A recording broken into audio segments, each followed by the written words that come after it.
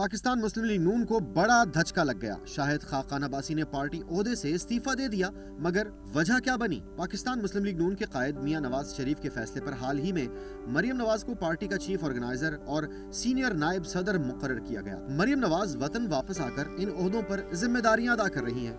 Party में पहले senior नायब सदर के ओहदे पर नवाज शरीफ के दरीना साथी शाहिद खाकान अब्बासी एक अरसे से काम कर रहे थे। मरियम नवाज को सीनियर नायब सदर बनाकर शाहिद खाकान अब्बासी को साइड लाइन कर दिया गया, जिस पर वो नवाज शरीफ से नाराज हो गए। शाहिद खाकान अब्बासी ने कहा कि मरियम नवाज को पार्टी का सीनियर नायब सदर मुकर्रर किया गया है और ऐसे में मेरा बतौर सीनियर नायब सदर काम करने का कोई जवाज नहीं। शाहिद खाकान अब्बासी ने कई बार अपनी नाराजगी का इजहार भी किया और री इमेजिंग पाकिस्तान के नाम से एक प्लेटफॉर्म भी बना लिया, लेकिन अब शाहिद खाकान अब्बासी के हवाले से जराए दावा कर रहे हैं कि जिस दिन मुस्लिम लीग नून की जानिब से मरियम नवाज को चीफ ऑर्गेनाइजर और सीनियर नायब सदर बनाए जाने का नोटिफिकेशन जारी हुआ, उससे अगले ही रोज शाहिद खाकान अब्बासी ने पार्टी ओहदे से इस्तीफा दे दिया।